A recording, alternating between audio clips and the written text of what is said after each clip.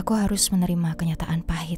Pernikahanku batal 1 bulan sebelum hari H. Orang tuaku sangat terpukul, sangat malu pada keluarga besar dan kerabat. Sudah terlalu banyak waktu, tenaga, materi yang kami keluarkan untuk persiapan pernikahan ini. Tapi ternyata calon pasanganku berkhianat. Aku menemukan foto tak pantasnya bersama wanita lain. Aku teringat sebuah kartu yang aku ambil di sebuah event di tahun lalu. Saat teman-teman memaksaku untuk ikut dalam permainan kartu tarot itu. Aku tidak pernah menyangka dia berasal dari keluarga baik-baik, berpendidikan, dan aku selalu percaya padanya. Ten of Swords. Gambar ilustrasi dalam kartu itu membuatku miris. 10 buah pedang menusuk punggung pria yang tergeletak di tanah. Ini jelas bukan pertanda baik. Pembaca tarot memberiku sejumlah pertanyaan. Kemudian dia mengungkap bahwa kartu ini dapat berarti bahwa hubungan cintaku akan berakhir tragis, menyakitkan, meninggalkan luka mendalam dan trauma. Aku mengabaikan peringatan itu. Aku anggap bahwa ini hanya permainan. Namun, sesekali aku merasakan cemas setiap mengingatnya. Ini adalah kartu tarot ketiga yang benar-benar terjadi setelah pembacaan ramalan hari itu. Bagaimana dengan 2 kartu lainnya? Apakah benar akan terjadi? Carte da Triomphe atau kartu kejayaan.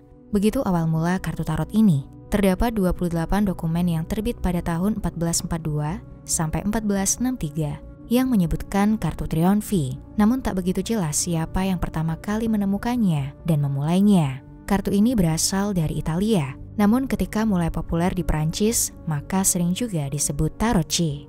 Set kartu tarot tertua disebut Deck Visconti Sforza. Kartu ini kabarnya diciptakan untuk keluarga Duke of Milan di tahun 1440.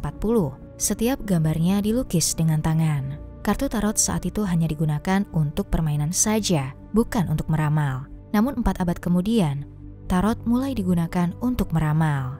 Kartu tarot memiliki berbagai macam seri, tetapi seri yang paling sering digunakan adalah seri Rider-Waite yang dibuat tahun 1909 oleh A.E. White, seorang anggota terkemuka kelompok okultis The Hermetic Order of the Golden Dawn. Desain gambarnya dibuat oleh Pamela Colman Smith. Terdapat 78 kartu dengan gambar penuh makna. Masing-masing kartu memiliki arti yang berbeda-beda. 22 kartu termasuk dalam Major Arcana dan 56 kartu lainnya adalah Minor Arcana dengan 4 jenis kartu. The Jack, The Queen, The King, and The Knight. 78 kartu dengan berbagai ilustrasi ini menjadi perantara untuk membaca atau meramal hidup seseorang. Kamu mungkin sering mendengar pembaca tarot yang identik dengan ahli nujum, magis, dan hal-hal mistis. Beberapa agama mengecam umatnya mempercayai ramalan kartu ini. Namun di sisi lain, dalam sehari-hari, masyarakat masih mempercayai hal mistis dan ramalan dalam bentuk lainnya. Banyak yang berkata tak percaya ramalan tarot, tapi nyatanya video pembacaan tarot selalu ramai penontonnya. Seringkali kolom komentar juga dipenuhi hujatan, namun diam-diam mereka menyimak hingga akhir. Dan saat satu persatu ramalan itu benar terjadi, maka video itu akan viral kembali. Praktisi kartu tarot sendiri mengungkap bahwa sesungguhnya informasi tarot berasal dari alam bawah sadar si pembaca tarot dan orang yang dibaca. Meramal dengan kartu tarot juga sama sekali tidak melibatkan hubungan apapun dengan jin, makhluk halus, atau ritual gaib apapun. Peramal bisa membaca arti kartu tarot dalam 2 cara, dari pertanyaan atau dengan cara pembacaan secara terbuka. Biasanya cara membuka kartu dengan pertanyaan dilakukan karena ada masalah atau kebimbangan yang sedang dihadapi.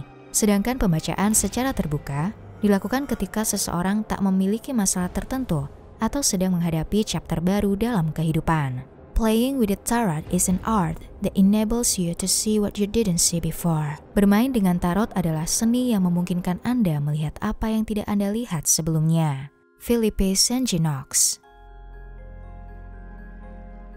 Seorang psikolog dari Swiss, Carl Gustav Jung, mengembangkan konsep psikologi analitik atau psikoanalisis.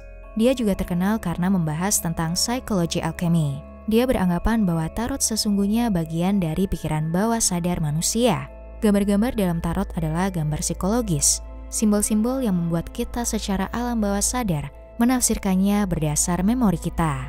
Mereka menjadi kombinasi yang kemudian membentuk persepsi atas peristiwa-peristiwa dalam memori kehidupan kita. Gambar ilustrasi dalam tarot bukan meramal, namun membuat kita mengangkat hal-hal di alam bawah sadar dan membuat kita menyadari atas peristiwa yang sedang kita alami. sehingga kemudian bisa menjadi prediksi atau gambaran di masa mendatang. Pernah kan kamu merasa bahwa sesuatu yang buruk akan terjadi, atau kamu merasa akan mendapat masalah? Sesungguhnya alam bawah sadarmu sudah paham bahwa kamu akan mendapat masalah dari serangkaian peristiwa yang sudah terjadi. Ketika kamu kemudian melihat kartu tarot, alam bawah sadar akan menghubungkan gambar itu dengan memorimu sehingga membantumu untuk menjadi peringatan. Tanpa kartu tarot, alam bawah sadarmu sesungguhnya sudah merasakannya. Namun kartu tarot membantu untuk menghubungkannya dengan peristiwa yang terjadi, agar kamu membawanya ke tingkat sadar.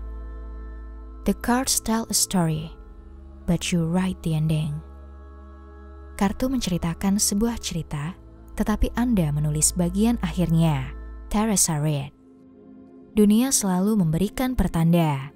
Dunia ini penuh dengan simbol dan peringatan. Kamu bahkan dapat merasakan kemarahan seseorang tanpa harus melihat orang itu marah atau memakimu. Dunia selalu memberikan pertanda, tapi kita tak cukup peka menangkap sinyalnya. Pada dasarnya semua adalah deretan peristiwa yang sudah terjadi berulang-ulang dan menjadi dasar kita untuk melihat di masa depan. Mendung, pertanda akan hujan. Itu hal yang sudah kita pahami bertahun-tahun dan kita bahkan tak perlu meragukannya lagi di masa sekarang. Namun bagaimana dengan pertanda lainnya? Apakah kita cukup peka untuk memahaminya? Seorang ahli ekonomi mungkin bisa meramalkan bahwa tahun 2023 akan ada resesi. Hal ini karena dia memiliki kepekaan atas rangkaian peristiwa yang ada. Namun bagaimanapun juga itu hanya prediksi. Bahkan seorang peramal pun selalu mengingatkan bahwa itu adalah prediksi.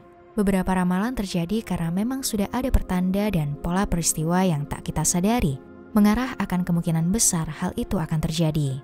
Namun sebagian lainnya terjadi karena kita percaya dan meyakini bahwa itu pasti terjadi. Jadi apakah kamu akan memilih untuk mempercayai ramalan atau hanya akan menjadikannya sebagai peringatan untuk introspeksi diri? When you actually know the question, the answer is everywhere and you can see it in anything you observe. Ketika kamu benar-benar tahu pertanyaannya, jawabannya ada di mana-mana dan kamu dapat melihatnya dalam apapun yang kamu amati. Lon Milo Duquette.